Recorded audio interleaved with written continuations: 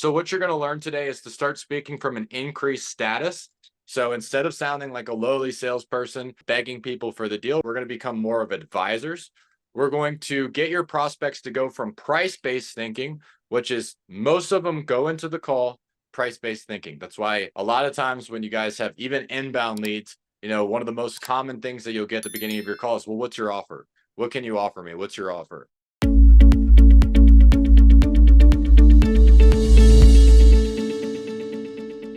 What's up, everybody? So if you guys don't know who I am, which is probably most of you on here, I'll just go ahead and kick it off. My name is Jon Lallande. I'm a licensed sales trainer for REPQ.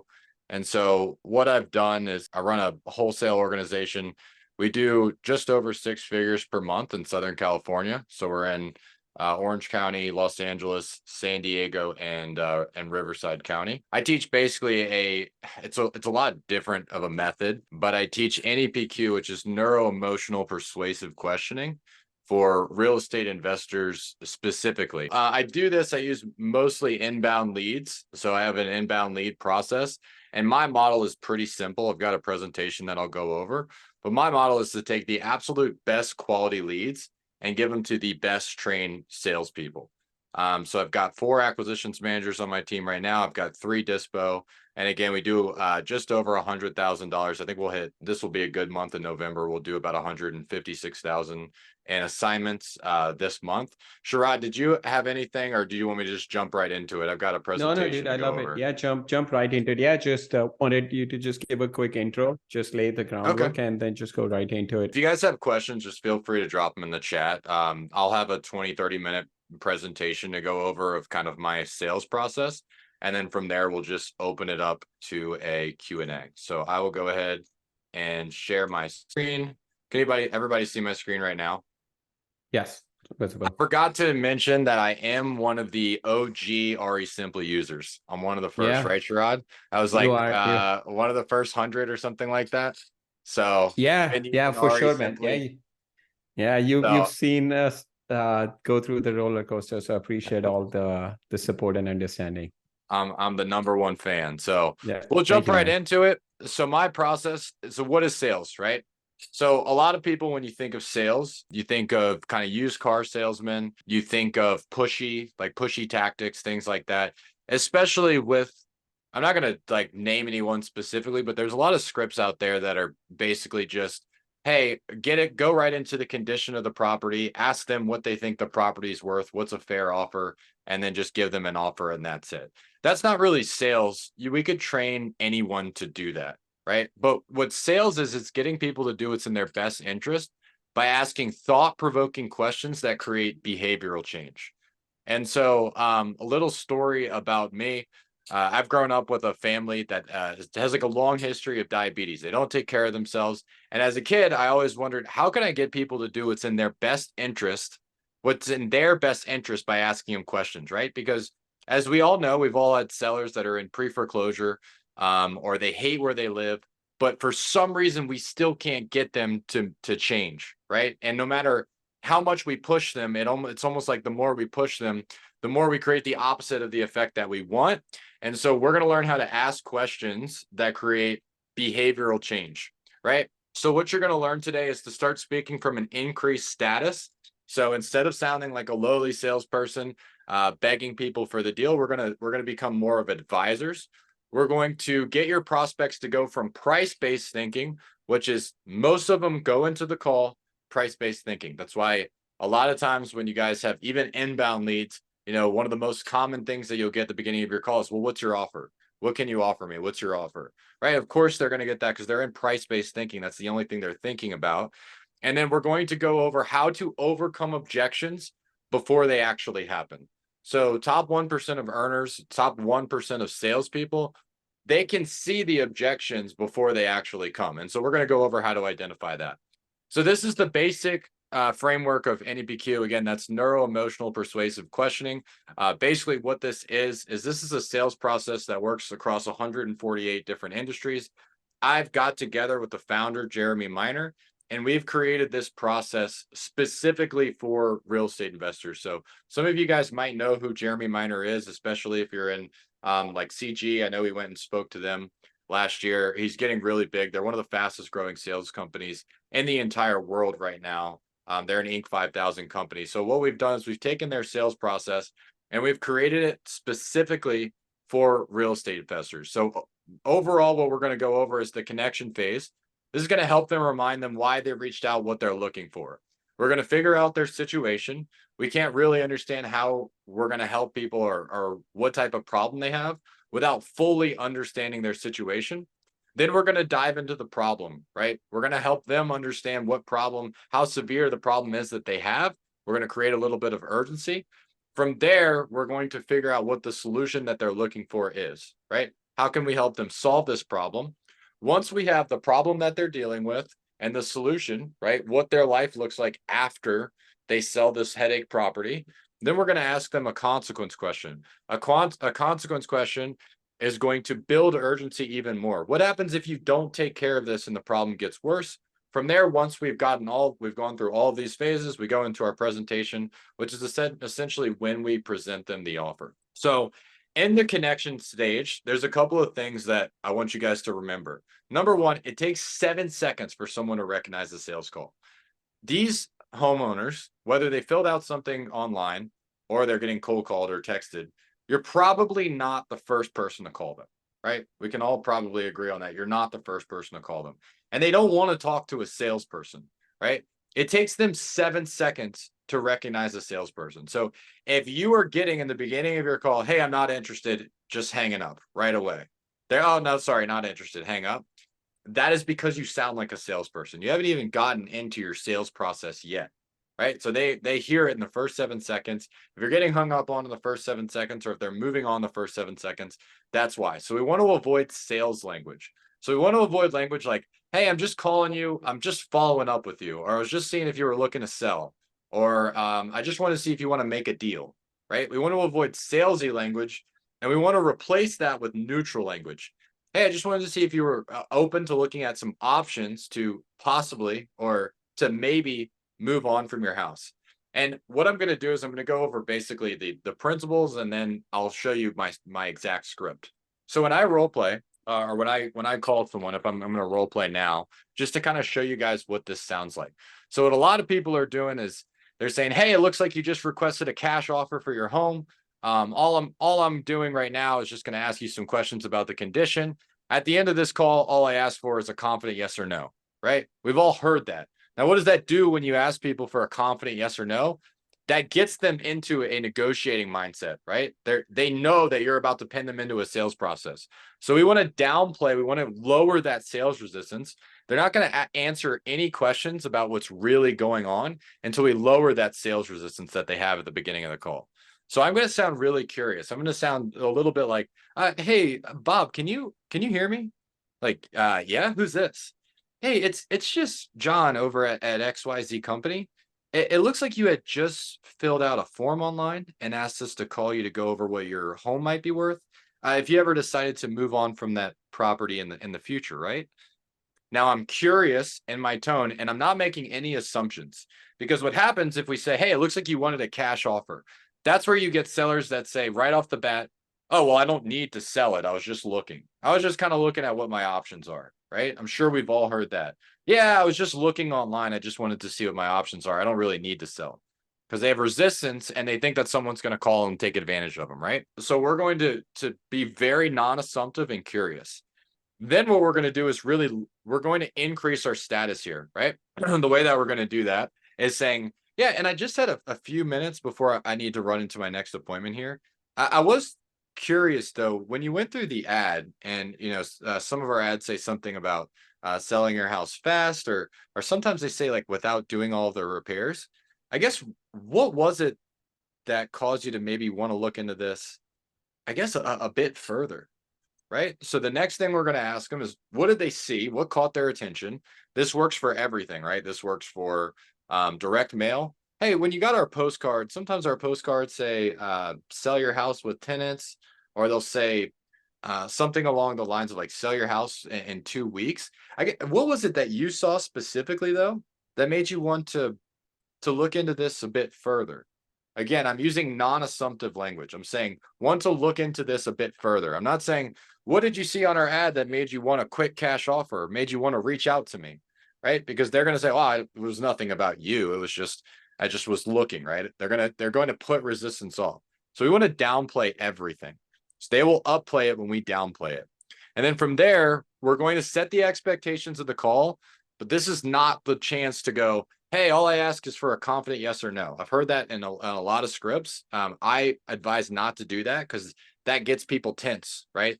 That raises resistance. So we're going to say, yeah, and the first part of this call is pretty basic, really. It's really just more for us to find out a little bit more about the property, like the condition it's in, and when you're possibly looking to sell, because as you know, the way the market's going now, we're not able to buy everyone's house, even if they want us to. I'm sure you know what I mean by that. And so I'm going to pull away, right? We're not these desperate buyers that need to buy every single house. Like sometimes the sellers think that we are, right? They get a text, they're like, well, you reached out to me. Obviously, you really want my house. The more that we want their house, the more that they're going to feel like they're in the driver's seat. Their status is higher than ours. And so that's when you get things like, I don't know why you're asking me these questions. You reached out to me. We're acting like at this point, we don't even know if we want to buy their house, and that we can't buy everyone's house the way the market's going, which is true, right? Depending on where you are in the United States, interest rates are higher. Your market's probably not as good as it was, 12 months ago. So that's our connection phase. That's the first part before we go into the situation phase. Now, the situation, what we like to do here is we like to avoid uncertainty, right? We like to create consistency in our sales process. The more consistency we have, the more consistent our results will be, right? So we want to create consistency in our sales process. Now, so what we're going to do is we're going to identify one of three avatars. Someone either lives in the property, right? They either live in the property, they have someone else living in the property, right? Paying them rent, they're a landlord, or no one lives in the property. I've never met a homeowner that didn't fit one of those three things. So I want to identify that avatar first. I want to create predictability, right? When I can create predictability in my sales process, it's easier for me to ask questions. And I'm not just going to ask the same questions to every single homeowner, because they have different situations. So obviously I'm going to confirm the address, the bed, bath count, all of these things. But really the purpose of the situation phase, where are they? What type of seller are they? And what type of situation are they in, right? Now, what I do, it's a little bit different than some people is I'll say, yeah, just so I have an understanding, it's a 3-bed, 2-bath, 1,216 square feet. Okay, and it's showing a mortgage on my end of $265,000. Is that still accurate? So I'm going to ask that, because what most people do is they say, and what's the mortgage balance? And when you ask what's the mortgage balance, they're going to tell you that's none of your business, right? I was getting that a lot. So if they have a lot of resistance, obviously, if you guys are closing at 10%, then you're going to get your laydowns. Like 10% of sales are going to be laydowns. But to get to 20, 30% close ratio, you're going to be able to convert those people that are type A personalities. They're a little bit more aggressive, right? And so we're going to ask that question. We're going to change the wording. It's showing a mortgage on my end of 265,000. Is that still accurate? Now, the cool thing is if you have REsimpli, which all of you do or should, it actually will give you that mortgage information as soon as the address comes in. It'll say like the mortgage info. It'll auto populate. Sometimes if it's not accurate, they'll correct you. But then you have the mortgage balance. So then for the rest of the call, instead of talking about purchase price, you're talking about how much cash you can put in their pocket after the mortgage, right? People like to think about having $40,000 more than they like to think about, oh, I'm selling my house for 80% of what Zillow says it's worth, right? And then we're going to ask, can you tell me about your relationship with the property? Do you actually live here? Is it a rental, or what's going on with it, right? So we've identified our avatar. Now we'll give a scenario. And for this, it looks like I'm checking out the comments too. Somebody else said they found Jeremy on YouTube. So what we'll do is we'll just pick a random scenario. So we'll pick a homeowner, right? And that homeowner doesn't like where they live. So we're going to ask them a couple of questions. What do we know about all homeowners?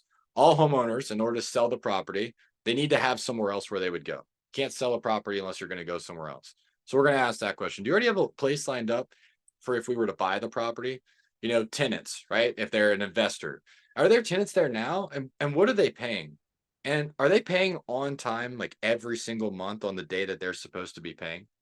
So we're going to ask that specific question. On a vacant property, what do we know about vacant properties? We know that vacant properties, they're not making the seller any money. They're just sitting there empty. And typically, the longer they sit, the worse condition that they get in, right? So we're going to ask them questions about how long it's been vacant. What are they doing to keep up with the maintenance? And towards our situation phase, these are just a couple of questions. There's a lot more in my actual script, but that would take 2 hours to go over. Towards the end of the situation phase, you should start to have an idea of the pain point, right? So if you're asking them about where they live and where they're headed, oh, I'm headed to Texas. Oh, why there? Well, California's just getting way too expensive. Our property taxes just went up, or this governor is just killing the state, and so we're leaving. We're finally getting out of here. And so we're going to start asking them questions about how long they've been wanting to move and things like that, right? So that's our situation phase. Then we've got our problem awareness phase. So there's two parts of problem awareness. There's the front end of problem awareness, which is understanding what type of motivation they have, because everyone has different types of motivation. Sometimes they have multiple layers, right? Whether it's financial, it's emotional. Maybe somebody died in the property and they have an emotional attachment to it. Or it could be a combination of all of those things, right? We're going to start creating a gap from where they are now to where they actually want to be. We're going to figure out how long that's been going on. That's the front end of problem awareness. And then we have the back end of problem awareness, which is figuring out how that's impacted them personally. So what a lot of people will do is they'll find out, okay, if somebody's in foreclosure, right? Oh, they obviously have enough pain, like they're a motivated seller, and then they move on, right? And then for some reason, they end up getting beat out by another company by $5,000, $10,000, $15,000. It's because people don't make decisions off of logic. They make decisions off of emotion. So if you can't find the emotional impact that the problem has had on them, you will not close more deals. You won't be closing at 30, 40%, right? If you're staying at 10%, some people are laydowns, right? They'll give you the emotional impact right away. But we need to figure out the emotional impact that the problem's had on them. Otherwise, you're never going to build the trust you need. You're never going to build the urgency. You're never build the gap that you need to start closing these deals, right? So what that looks like, let's say that we've got, a homeowner. They hate living in the property, right? They really need some cash in their pocket so they could go move somewhere else. We're gonna downplay that. So besides just you really not liking this property, I mean, what was it that came up that made you want to possibly look at moving on from the house? I guess now though. So we're gonna put ... now. We're gonna put emphasis on the words now. What that does is it creates urgency. It creates more urgency. So other than your tenants just not paying on time, obviously nobody wants to deal with that. I mean, what was it that came up that made you want to look at possibly moving on from this house, I guess now? Now notice I've already gotten their entire situation. So at this point, people are opening up, right? I'm not asking them why they want to sell in the first 10 seconds of the call, in the first 15 seconds of the call. Have you ever asked somebody, hey, so why are you looking to sell the property? And they give you a surface level answer?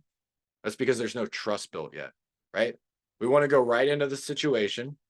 We haven't even spoke about condition. We're not talking about the condition of the property. We're just building a relationship with these people. We're asking them relevant questions about their situation with the property. Now we're going to ask them questions about the problem with the property. Now let's say you go through, right? Because this happens a lot. Somebody fills out a form and they're like, yeah, well, the tenants are great. They've been there for 10 years. They pay on time. They're paying market rent. Everything's going really well, right? Like there's no problem that you can find and you don't know where to go. That's where you can ask what's called a rationale question that we have right here, where it says, if no clear motivation, you can just ask, man, it sounds like things are going, fairly well for you here. I guess, I mean, what was it that came up that made you want to look at possibly selling the property now rather than just continuing to keep the cash flow and keep it as a rental, right? We can ask that question. And as long as you're asking it in a curious tone, you're going to get the right answer. Now, if I ask it, hey, I mean, it sounds like things are going fairly well for you. What's the rationale behind wanting to sell the property? They're not going to answer it, right? You need to sound curious. So we've got these pauses that we have, and we have this verbal pacing that actually draws out the answer. And so that's our problem awareness phase. From there, we're going to ask some clarifying and probing questions. How do you mean? How long has that been going on? Can you give me a specific example just so I have an understanding? We'll ask some questions like that. Once we have a really good understanding of the problem, right? So we've got the lady, she wants to move away from the house. She hates living there. Let's say, during problem awareness, she told me that her kitchen doesn't work, and she's been having to eat all of her food out of the microwave or order food, right? And she's just tired of it. She wants to move into a place with a working kitchen. She doesn't have any money to fix up the property. That's the problem. We should be going that deep, and that's just caused her a ton of stress because she's having to take care of her family, but she doesn't have a working kitchen, right? Now we want to find out, well, what have they tried to do so far to solve this problem? What's prevented them from solving this problem in the past? And what are they looking for to solve this problem? So a lot of times what happens is, as investors, we find out someone's super motivated to sell, right? They're really motivated. They hate the property. It's falling apart. They just really want to get out. But we don't ask these questions. We don't ask, well, what have you tried to do so far? And so, if they say nothing, why have they not done anything about it? Maybe that's a mindset thing that we need to help them with, right? Maybe there's some sort of obstacle that we need to overcome. Maybe they have an attachment to the price and they haven't gotten that price. And so because of that, they're choosing to suffer in this property instead of getting what they really want, which is to accept reality and move on to the next one, right? So we're going to ask in front end solution awareness, what have they tried to do? And then back end of solution awareness, we're going to ask them more questions about what does life look like after this property is sold, right? We want to get them anchored in the moment that this property is actually sold. So the top performing salespeople will always do this. They'll get people picturing themselves. I'll give you an example. I had a seller and she was in a bad property that she really didn't want to be in. She's got family. And so what I did when I'm in the back end of solution awareness, I was like, let's picture this. I mean, you're sitting in your living room, right? It's Thanksgiving and you're having dinner with your family in your new property. How do you see that being different than where you're at right now? When we start asking those questions, we start getting people anchoring in the moment of when this problem no longer exists. That's what creates the urgency to move people, right? So we're going to ask them, what do they need to see happen so they can get there? And what does life look like after that problem is solved, right? I'll give you guys a couple of examples. So I won't even role play this just because it will take a while, but we're going to ask them, and I should probably ask, before speaking to me, what have you tried to do so far? So that way you could, move out of this property that with the kitchen that doesn't even work and get to a place that's a little bit nicer. Now, this is where we're going to start overcoming objections before they happen. If they say nothing, I haven't done anything yet. We need to find out what's prevented them from taking care of this in the past, right? If they say, well, I'm considering multiple companies, this should say companies. If I'm considering multiple companies, we want to dive into that. What's prevented them from moving forward with any of those other companies, right? If they say the price, right? Oh, well, I'm just going to go with the highest price. Okay, let's say that all of them come back with relatively the same price. I guess how would you then decide on who to go with? Whatever they say after that is going to be what's important to them, right? And then let's say they've tried to list it. They've tried to for sale by owner. They've tried something before, right? We need to overcome these objections before they happen. I'll go over that in a second. We need to overcome these objections before they bring them up again. Otherwise, when we give our offer and it's lower than what they were thinking, they might just say, oh yeah, well, I'm gonna wait. I'm gonna hear about all those other companies. I'm gonna talk to all those other companies and then I'll get back to you. Or I'm thinking about just listing it with a real estate agent, right? We've all heard that one. It's because we haven't built enough gap as to why they're not using a real estate agent in the first place, right? And so from there, we're gonna go over solution awareness, objection prevention. So step one, whatever they say that they were going to do or that they've done in the past, right? Or that they're going to do. Let's say they say, I'm considering just listing with an agent. If you start going into, which a lot of bad salespeople do, Oh, but if you list with an agent, have you thought about having to pay all those fees? And have you thought about having to wait 3 to 6 months? Have you thought about this? Have you thought about that? What they're going to say, what the seller is going to say is yes, but, and then they're going to defend their idea, right? So we never want to challenge their idea. If they say, I'm thinking about just listing with an agent, we always want to say, yeah, you know what? That's not a bad option, or that's a fairly decent option. I guess, what do you feel like has prevented you from doing that in the past? Well, XYZ has prevented me from doing that. It's going to take too long, right? It's going to take too long. I need to sell the property before December 31st. They said it could take 60 to 90 days, right? Let's say that that's their scenario.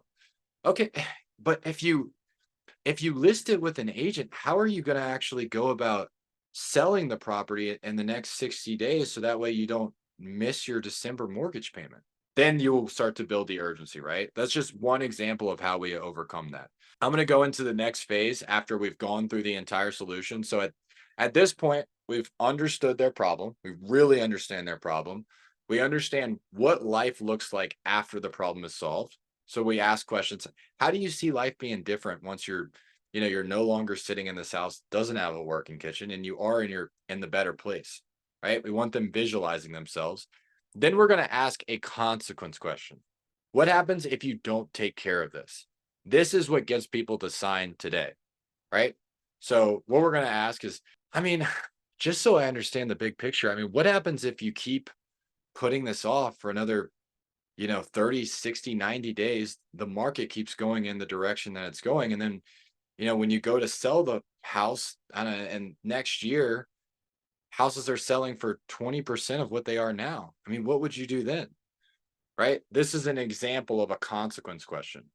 It doesn't always have to be tied to price. It's just, if you don't have a good enough problem, it can be. If it's a pre-foreclosure, right? I mean, what happens if you continue to push this off for another 30, 60 days? You wait until the very last minute and then you lose all the equity in the house. Notice the tone, it's a concerned tone. If you say it like this and you say, I mean, what happens if you just, I don't know, lose all the equity in the house? What would you do then? They're gonna, I'm gonna figure that out. That's not gonna happen, right? I've got other options.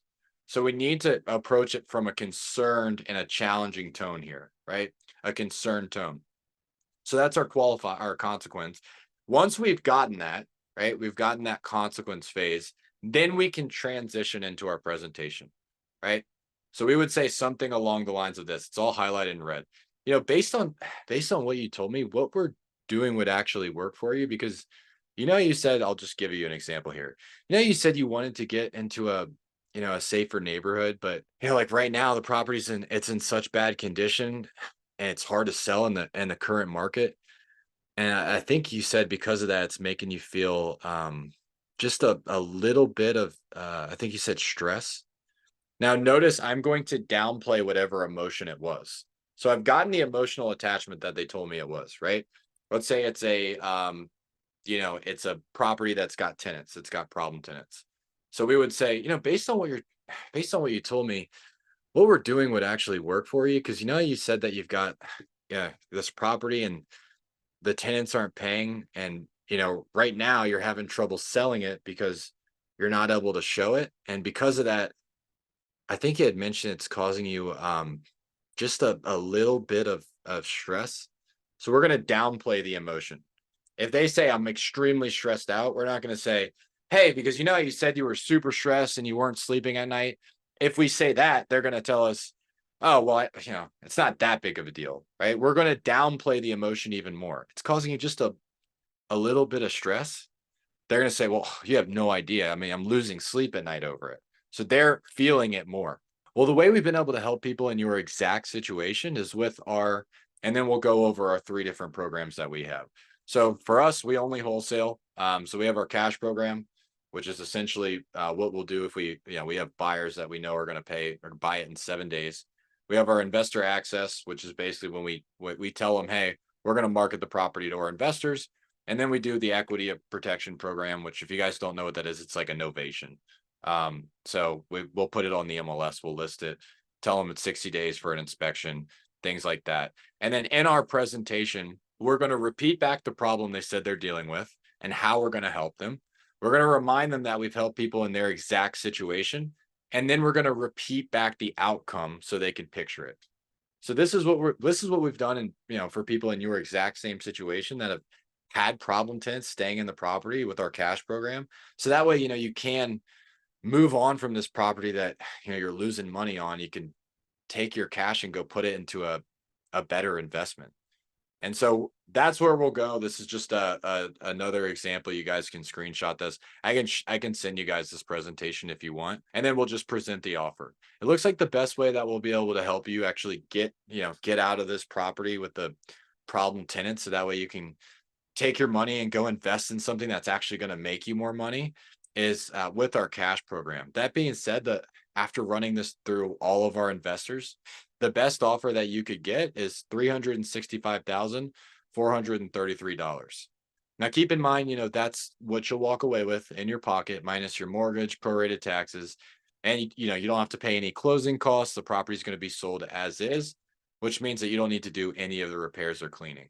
I mean, do you feel like that could be the answer for you?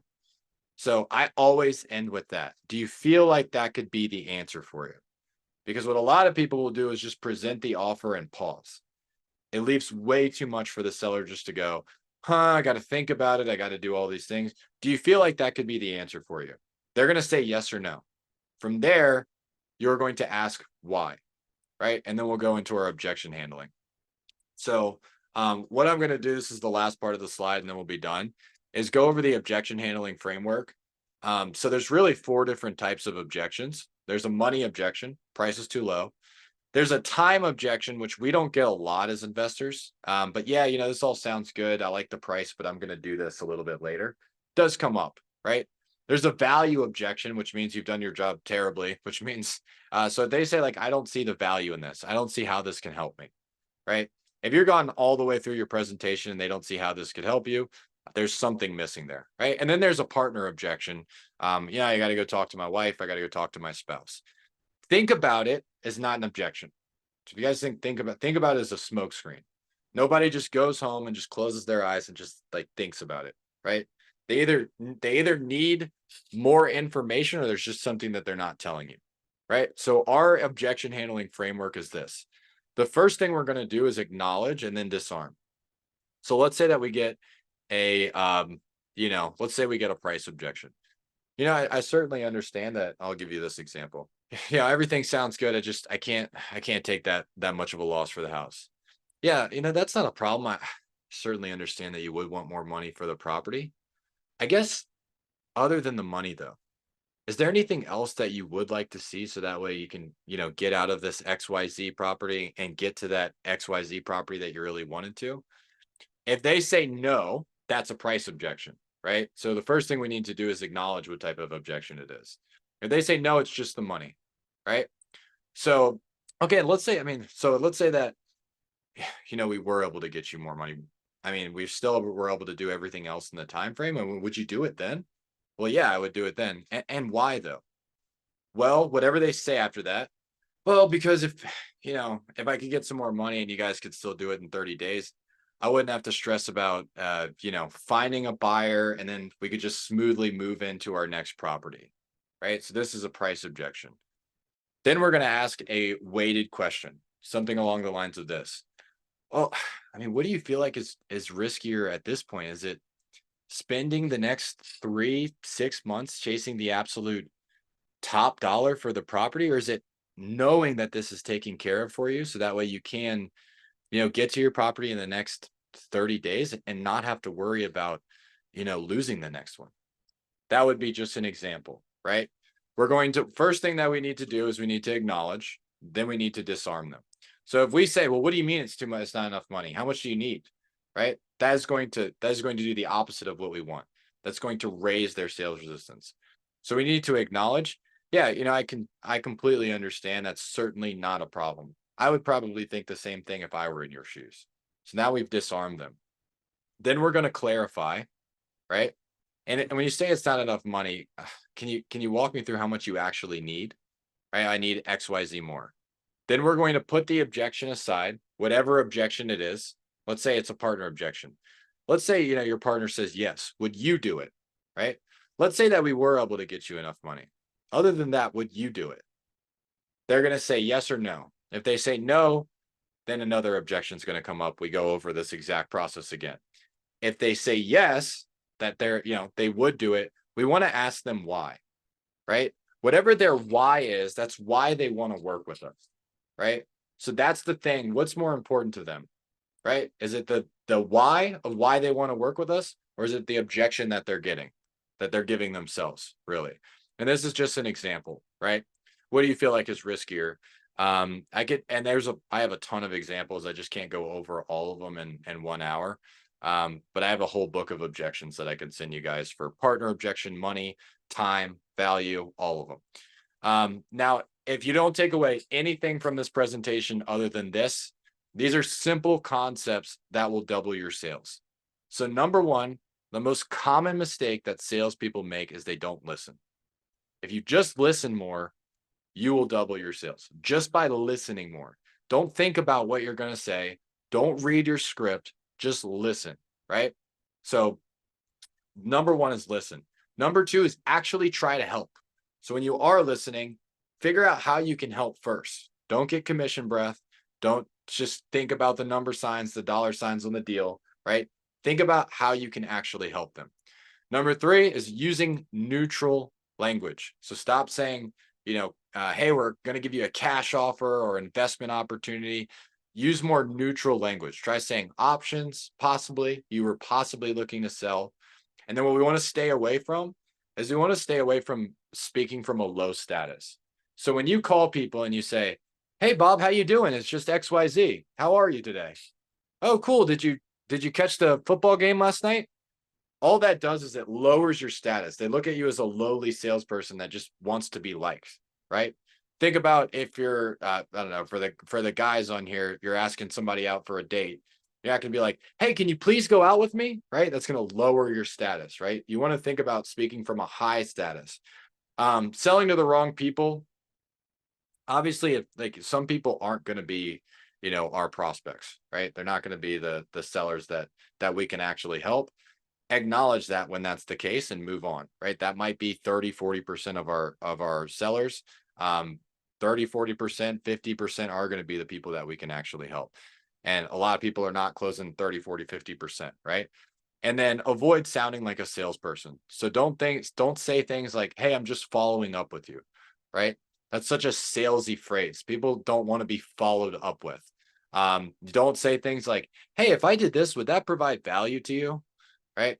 Like that's a salesy thing to say. People see through that, right? People are used to being sold things now, and all it does is raise the resistance. So if you just do this, your sales will get much, much better. And most importantly, just listen. Don't sound like a salesperson. So that's all I got for the presentation. I've got a bunch of other stuff. I wanted to go through this relatively quickly. I've got a bunch of other stuff that I can send you guys. If anybody wants it, I've got a Facebook group where we train real estate investors. This exact script. I know it's a lot different from a lot of the other ones out there, and I probably offended some people that are doing the give me a confident yes or no, but that's okay. My job is to help spread the word and lower some of that sales resistance that benefits everybody.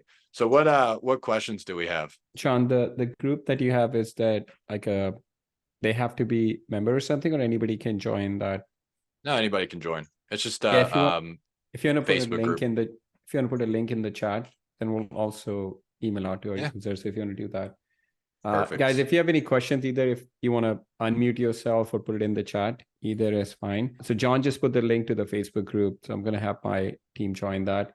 But one question I have is, so this is only happening on a phone call, right? I mean, you think this can be replicated through text message? Through text, yeah. It's not as effective because you can't use tone. So we do want to still stay away from things like, cash offer. We have a whole script of text that we use specifically that's focused on NEPQ. But ideally, if you can do phone call, better. If you can do Zoom call, even better. And then in person would be the best. So when you can actually use your body language and your tonality, the more you can use, the better result you'll get. And one other question I have is, so when you are you're a pretty large team, so looking to hire people, does this sales method work with, like, you have to match the personality of the salesperson to work with this sales method, or you can get a type A, salesperson and try to have them use this? Yeah, you can certainly do that. So I'm like, if you guys know culture index or personality index, I'm like 100% A and like nothing else. And so it's a skill just like anything else. You do have to train the tone because normally like I speak pretty monotone, right? This is my normal voice. Jeremy Miner, who's my coach who created this program, he went to act. He took acting lessons to learn how to use his tonality, to learn how to use his face to really, really nail the tonality part of it. You can train it with anybody. I take people that were, I've hired people that were real estate agents, acquisitions managers from other companies that are really, really type A. I like the type A salespeople, and I train them on this specifically. Kevin has a question. You think this can be incorporated into REsimpli's drip campaign template? And if yes, how would you do that? I'm curious, like, how Yeah, does your so drip campaign? yeah, so my drip campaigns are a little bit different. They're actually not salesy. So I have a pretty extensive drip campaign set up in REsimpli, but it's more of a value approach. So we have it set up where the second a lead comes in, they actually first they get sent a Calendly, a text with a Calendly link, because we want them to book a Zoom call, right? We want to get in front of them where they can see our face. So then, if I'm asking like, oh, are you okay? Or I say, oh, are you okay? And I put my hand on my chest like that. Those little hand signals, like we want to get people in front of a camera where we can see them. So my drip campaign is more to get people to booking appointments. And a lot of times it's more just value. It's like, hey, this is what we do. We understand that you're busy. Is there anything specifically that you want to tell us about the house? Right? Something like that. Because we just want people to engage with us. Let me see if I can even pull it up. That's a So good question. primary objective being just try to get people phone call, Zoom, or in-person meeting. That's kind of what Yeah. your objective of the drip campaign is. Yeah, How do it's you pretty aggressive. handle if someone says, hey, I'm just texting to see how much are you guys willing to offer? Do you just not give any number, say, hey, we have a process that we go through? How do you Yeah. handle that? Yeah, that's a really common one. So first we need to do the same thing. Like we need to treat it like an objection. So acknowledge and disarm.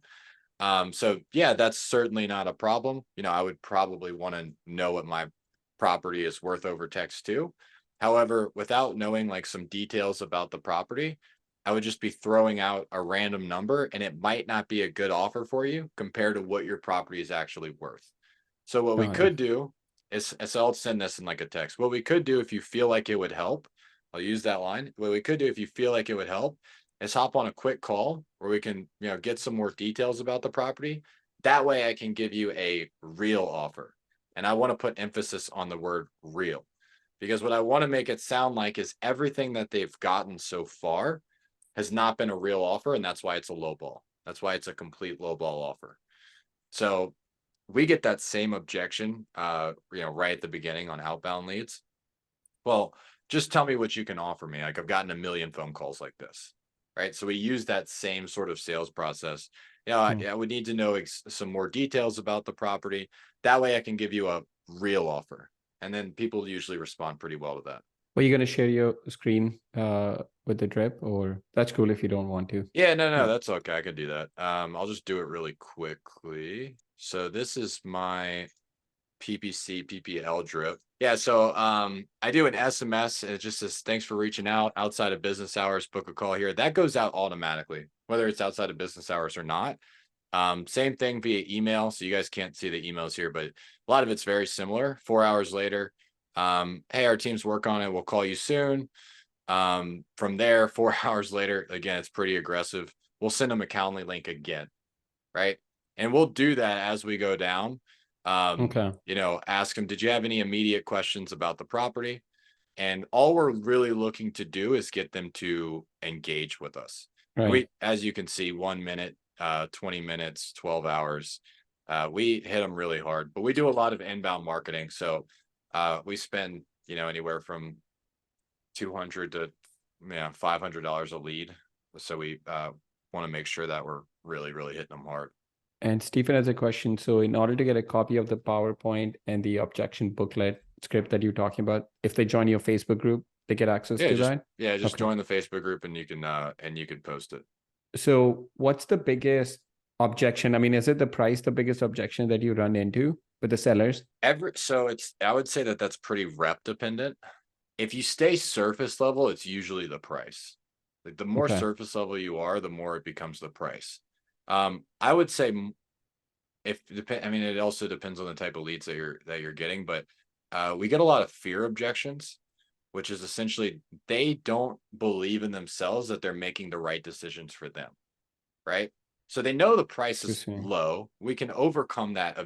They know that the price is low, right? But it's how much money do they need in their pocket? What a lot of these sellers that have ended up in, financial trouble or ended up in trouble at all where they need money quickly, they don't trust their own decisions.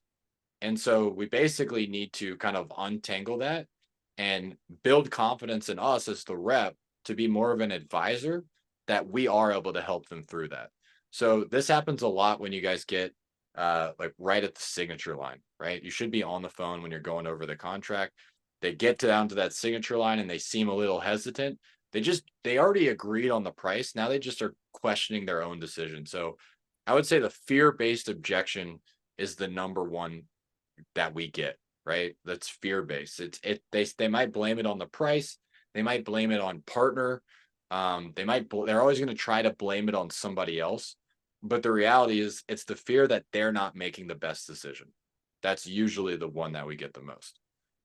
So when you try to connect with the seller, you're ideally looking to do an in-person appointment, is that correct? Then Zoom, Yeah, then phone? ideally. Okay. Exactly. So then Yep. all your salespeople, acquisition people, they're local to the market that you're investing in. So you're not doing it in out of state. I have one that will only do he'll do Zoom because he's out of state. He's Got in New it. York. The Okay. other ones are in California where I live. Got it. And then when you're hiring salespeople, you're having them do culture index and predictive index, like Culture, yeah. those culture index. Okay. And really what I'm looking for, now I have a B over A and he does really well. But just know, like if you guys know culture index or predictive index, there's basically A, B, C, D, and the A is like their drive, their B is which is the ones that we'll focus on. Their B is like how much do they like to collaborate with people. So people that have really high Bs they love people, right?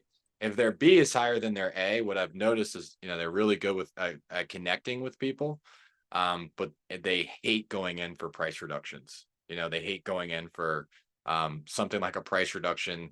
Whereas a type A, somebody that's a high A over B, those people they care about the result. They'll do whatever it takes to win, right? So I ideally like to find people that are A over B, but both their A and B is above the line, right? That's what I'm looking for. Okay. And then how's this different from, so you're doing this on your inbound and outbound also. And what marketing channels are you implementing in your business? So I made a huge shift. So, which we're getting about a 7x return on ad spend right now on YouTube ads. Okay. So I hired my own marketing guy in-house. And he's phenomenal. And so we do YouTube, we do Google search discovery. There's something called Performance Max on Google. So we're doing a lot of like Google, YouTube, things like that. Before, like what got me to six figures though, what got me to six figures a month was PPL. So I could actually look at my Like, scorecard to tell you which one's performing the best, but like motivated need to leads, sell my property house, man. leads, Yeah. they didn't do well for us in Right. California. I buy my rentals in Missouri though, and they did phenomenal in Missouri. They don't work in California, at least for me. Motivated leads, property leads, lead Zolo. Those were like our top three. Right. And then need to sell my house fast was an iSpeed to lead was kind of a little bit lower down there, but Right. I think that depends on your market. Those are the channels that we've used in the past. Right. And then you're saying YouTube, you're getting 7x. I've heard like we have some other investors recently using YouTube. I've always been kind of curious about that. Oh, Kevin You is have saying, a can you Yeah, if you have go a ahead? good the whole thing is you need to have really good copy for YouTube. Right. So some people will just get on there and start talking about themselves and they think that that's going to work as an ad. Right. But I mean, if you look at what iSpeed Elite's doing, I mean, they do a lot of that sort of advertising, Right. and they have really good copy. They have a really good website. Like they're a good Right. lead generation company. So if you look at what they're doing, you guys can just that's usually the So best way to. Kevin is asking two questions. Can you share those PPC leads again, the names, the ones that are working for you? Motivated leads, property leads, and lead Zolo were our top ones. And you've also used iSuite to lead, and depending on the market, need to sell my house fast. Yeah. Okay. Let me see if there's any other ones that I've used, but I can tell you pretty quickly. And Kevin's Those are the asking, ones I can remember. would you mind sharing the YouTube ad copy? I don't have it. I could probably find it. I don't have it like available. This was Right. something that my ad guy sent me. Just said like, Okay. hey, record this. I'd have to go And find the YouTube and ad. are you on the video in the video? It's me. Yeah. Okay. Okay. Yeah, we're And it's gonna like start experimenting with actors in Q1 of next year. But okay, right cool. now we're just doing it's just me. I do So decent with running ads. is it similar to TV ad, but you're just making it for YouTube, kind of like that? I mean, of course, your script would be, A little you different, do a little different, but but it's yeah, the same idea. exactly. Yeah, it's more of like call out the person. Hey, are you a homeowner in this city that is tired of dealing with X, Y, and Z? Well, if you are, listen up, and then you can just go into like, hey, we're looking for 3 or 4 properties in XYZ. We'll pay all cash and just kind of go through your pitch like that. It's like Is the your call basic to framework action of it. to is a call to action to call you guys or go to your website? Go to my website. Go to your website. Cool. Yeah, because we use something called Hyros, and we want to see where everybody's coming from. If you guys don't know what Got Hyros it. is, it's a banger. Really good. All right. All right, guys, we have a few minutes. Any other questions you have for John? And he shared his, I'll copy this again and put it here. He shared his Facebook group if you guys want to join and get a little bit copy access to the PowerPoint and other scripts that he has. Yeah, Andre, did you John, I want to? just joined your Facebook group on there. So you do weekly calls on there? Is that what I'm seeing? Yeah, I do. I just go live in the group, and I'll go over, like objection handling or one part of the script, something like that. I was doing like big Zoom calls, but they just got a little bit. It got to be just like 5 or 6 people every single time, just asking the same question. So I want to give everybody, access for like people that are starting out or maybe a little bit earlier, because it was usually just like the big dogs that would kind of come in and hog the call a little bit. So Yeah. I do just lives now. Got you. Okay. Cool. And what's that thing you just mentioned? High rows? Is that to track all Yeah, your yeah, it helps with Google conversions if you're doing your own high? PPC.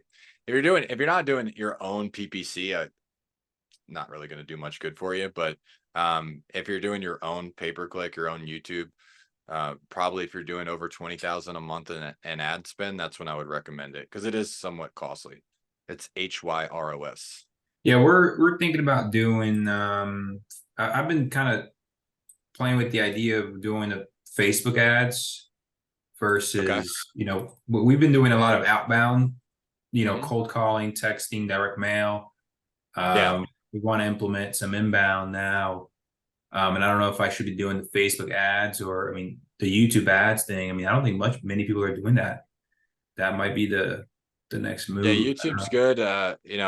Like we're gonna be experimenting with more stuff in Q1, like TikTok and things like that. But if right now everybody kind of knows SMS is starting Yeah. to starting to die a little bit, and or at least become more difficult. So I recommend, like, my model is just find the best trained salespeople, train them the best. I spend an hour every day training my sales team and give them the best quality leads.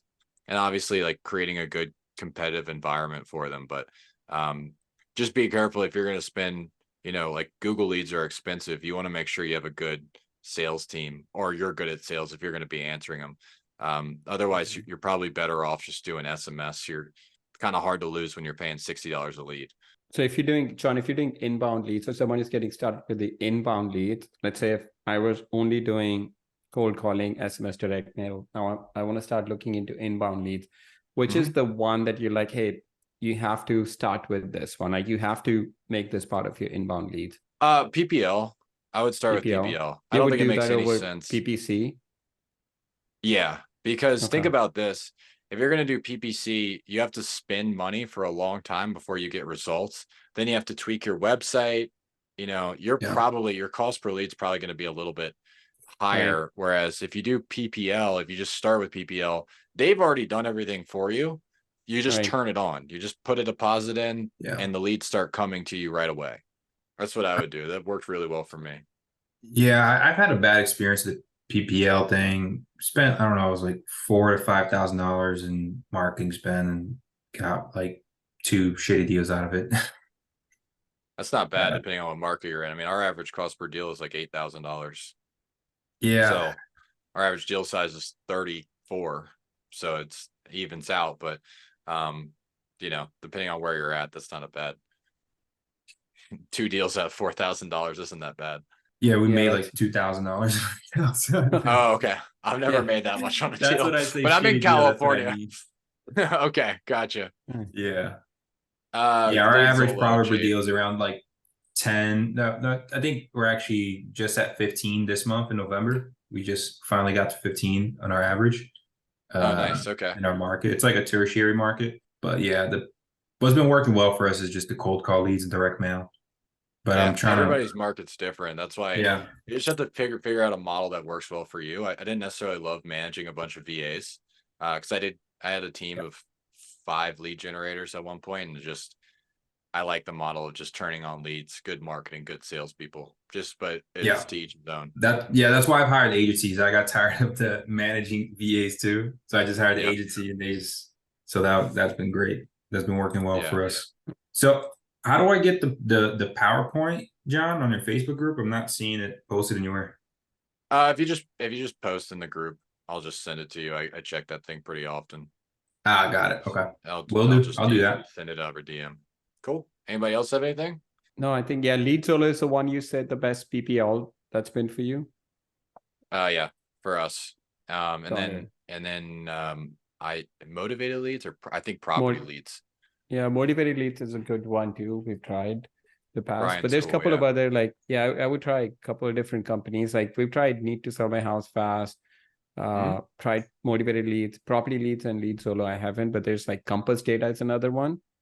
That's another one, like depending on the market. So I would try with one and see how it works. And then just look at the ROI for each of the marketing channels. Definitely. That's good advice. Cool. Awesome, John. Thank you so much, man. I appreciate you jumping on the call, sharing some insight on your sales methodology. This was really good. I have to I'm going to get my lead manager in your Facebook group and just kind of start getting a little bit more involved. Everything that you said in the don't section, we're doing a lot of that. So well, cool. Glad I can help. Thanks for the awesome CRM. Yeah. And if you guys need me, just post in the Facebook group. I'll see you guys in there. All right. Thank you, guys. Thank you. Have a great week. Everybody. See you guys next week. Thanks. Bye.